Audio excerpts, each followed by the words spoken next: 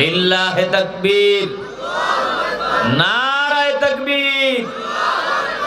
যত যুবক ভাইরা এসেছেন প্রত্যেকটা যুবককে আল্লাহ তাআলা হযরত ওমরের মতো ইসলামের জন্য কবুল করুন। আল্লাহ মুরব্বিদেরকে কবুল করুন। সকলের জিন্দেগীর গুনাহকে মাফ করে দেন। পৃথিবীতে আমার রাসূল, আমার নবী আসার পূর্বে অনেক লম্বা সময় রাসূল ছিল না, নবী ছিল না।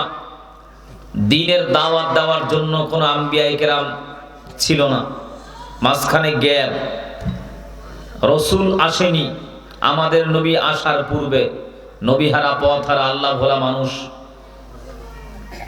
দ্বীনের দাওয়াত দেওয়ার জন্য রাসূল নেই, নবী নেই। আইয়ামে জাহিলিয়া, বর্বরতার যুগ, অন্ধকারাচ্ছন্ন গোটা পৃথিবী এক অশান্তির বেড়াজালে আবদ্ধ। সন্ত্রাস, জঙ্গিবাদ, টেরোরিজম, খুন, ধর্ষণ, হত্যা, এমন কোন জঘন্য গুনাহের কাজ নেই মানুষ করে না। তদানীন্তন সময় গোটা পৃথিবীর সমস্ত মানুষদেরকে ইসলামের পথে আসার জন্য, দ্বীনের পথে আসার জন্য পৃথিবীতে আল্লাহ পাক দুইটা নেয়ামত দিয়েছেন। এক নাম্বার নেয়ামত মহাবিশ্বের মহামানব আখেরি জামানার পয়গম্বর। দুই নাম্বার নেয়ামত নবীর উপরে নাজিল করা 30 পারা কোরআন। কোরআন নাজিল হলো, নবীজি মানুষকে কোরআনের দাওয়াত দিচ্ছে, কোরআনের তিলাওয়াত শোনাচ্ছে। রাসূলের জবানে শ্রুতিমধু আওয়াজ কোরআনের তিলাওয়াত শুনে কিছু কিছু মানুষ দলে দলে, কাতারে কাতারে কালেমা পড়ে মুসলমান হয়ে যাচ্ছে।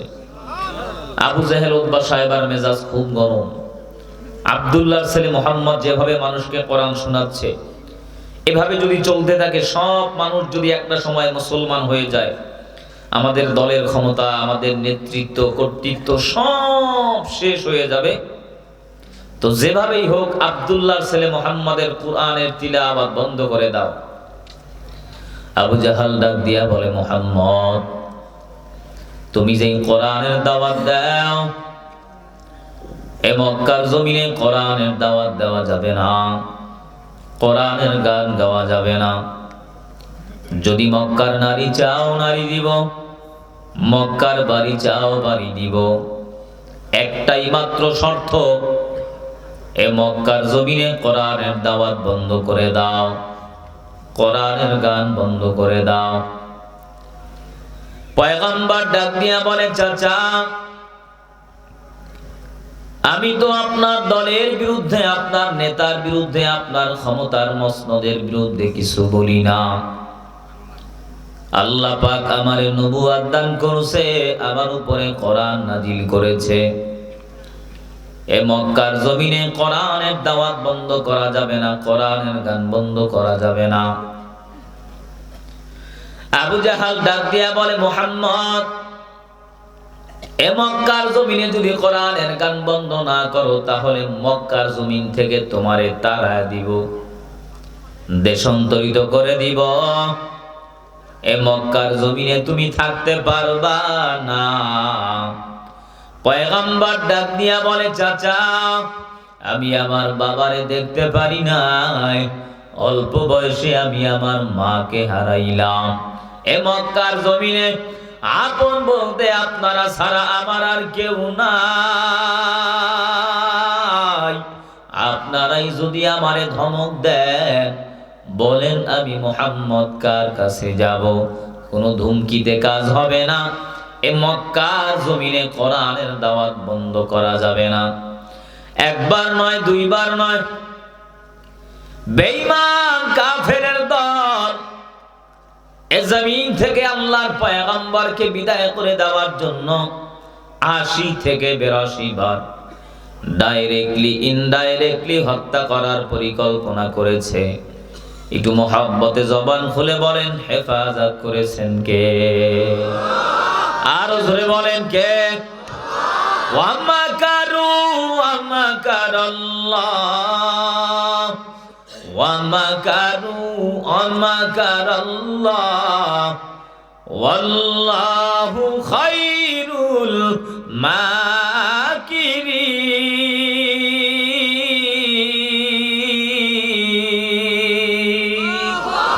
কাদের কুদরতুদারি বড় কামাল, আনতা রব্বি আনতা হাসবি যুল জালাল তুহি কাদের জলিলুল্লাহ জাহাদার বহর হালে তুহি মেরা নিগাহদার।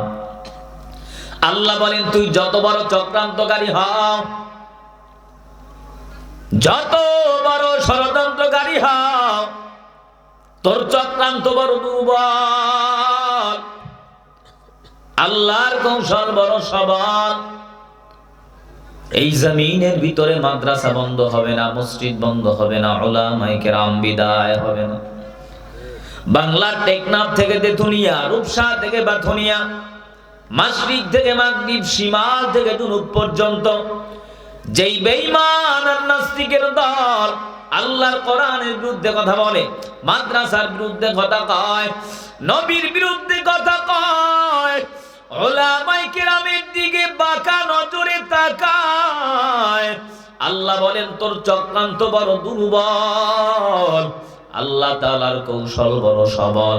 বাংলার ঘরে ঘরে ঘরে আল্লাহ কোরআনের দাওয়াত পৌঁছায়া দিবে, এই জমিনের ভিতরে আল্লাহ কোরআনের বাতি জ্বালায়া দিবে। আল্লাহ পাক যেই বাতি জমিনের ভিতরে জ্বালাবে, বেঈমান আর নাস্তিক জালিম স্বৈরাচারেরা 2041 সাল তো দূরের কথা, কিয়ামত পর্যন্ত চেষ্টা করলে আল্লাহর সেই বাতিকে বন্ধ করতে পারবে না। জোরে বলেন ঠিক কিনা? আল্লাহ পাক পয়গম্বরকে হেফাজত করেছেন। মুসলমান নবীর উম্মত আবু জাহাল দারুন নদওয়া সংসদ ভবনের ভিতরে একটা গোল বৈঠক পরামর্শ করে, হে মক্কার মানুষ, যেভাবেই হোক না কেন আব্দুল্লাহর ছেলে মুহাম্মাদের কোরআনের তিলাওয়াত বন্ধ করে দাও। বিশাল বড় একটা কনফারেন্স, একটা সেমিনারের ব্যবস্থা করে দিল। মুলকু ইয়ামেন থেকে জামাত নামের একজন জাদুকরকে ভাড়া করে আনা হয়। জামাত নামের জাদুকর আসার পর আবু জাহাল ডাক দিয়া বলে, মুলকু ইয়ামিনের জামাত, এই যে তাকায় দেখো আব্দুল্লাহর ছেলে মুহাম্মদ কি যেন মন্ত্র আর কবিতা কয়। তার এই কবিতা শুনে মানুষ দলে দলে কাতারে কাতারে কালেমা পড়ে মুসলমান হয়ে যায়। যত টাকা চাও, যত সম্পদ চাও, সব দেওয়া হবে, একটাই মাত্র শর্ত, তোমার জাদু বিদ্যার দ্বারা মুহাম্মাদের জাদু বিদ্যাকে দমন করে দাও, খতম করে দাও। জামাত বলে, এটা কোনো ব্যাপার নাকি, আপনি মুহাম্মাদকে ডাক দেন। নবী আমার মুলকু ইয়ামেনের জামাতের সামনে হাজির। আল্লাহর পয়গম্বর হাজির হওয়ার পর মুলকু ইয়ামিনের জামাত ডাক দিয়া বলে, মুহাম্মদ, তুমি নাকি বিশাল বড় একটা জাদুকর, কি তোমার জাদুবিদ্যা দেখাও।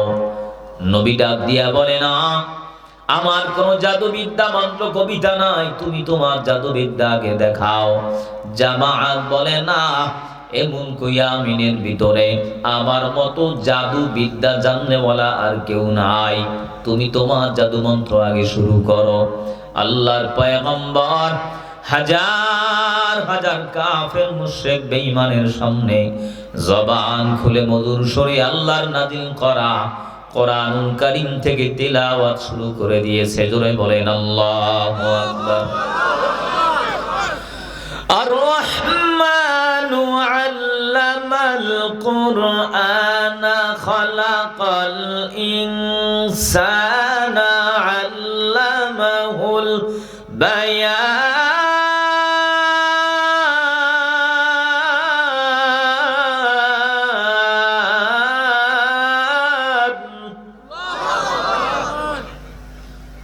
নবী আমার মধুর সুরে কোরআনের তিলাওয়াত কিছুক্ষণ তিলাওয়াত করার পর আল্লাহর পয়গম্বর কোরআনের তিলাওয়াত বন্ধ করে দেয়।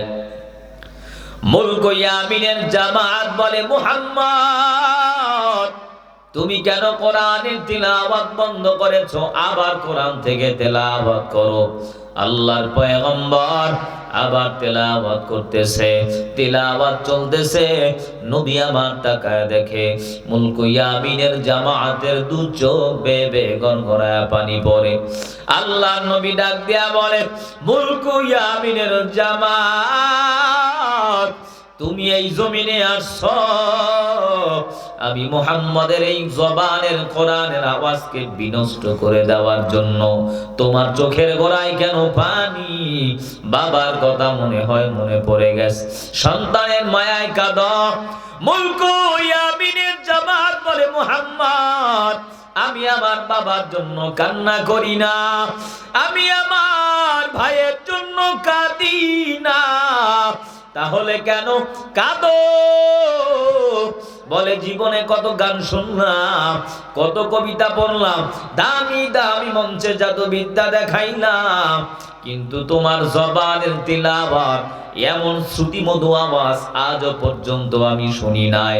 আল্লাহ পাক রব্বুল আলামিন বলেন, ইন্না নিশ্চয় নাহনু নাযালনা যিকরা ওয়া ইন্না লাহু লাহাফিজুন। কোরআনুল কারীম নাজিল করছেন আল্লাহ, কোরআনের হেফাজত করবেন আল্লাহ। মুলক ইয়ামিন থেকে জামাত নামের জাদুকর ছিল আল্লাহর কোরআনের আওয়াজকে বন্ধ করে দেওয়ার জন্য। পয়গম্বরের জবানের তিলাওয়াত শোনার পর কোরআনের নিসবতে কালেমা পড়ে মুসলমান হয়ে গেছে। জোরে কোন সুবহান।